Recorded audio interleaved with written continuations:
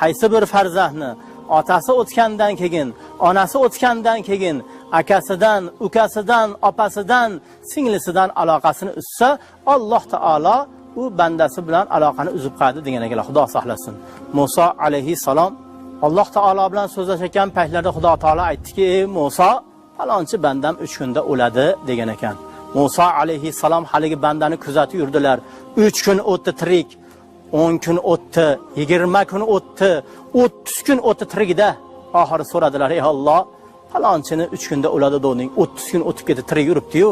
Shunda Alloh aytdi: "O Musa, u bandamni falon qishloqda bir singlisi bor edi. Singlisini ko'rgani bor edi. Shunda singlisi akasiga qarab, 'Ha, akam, sizni ko'rsam otamni ko'rgandek bo'laman. Sizni ko'rsam onamni ko'rgandek bo'laman. Sizdan ota-onam hidi keladi, duo qiling Alloh,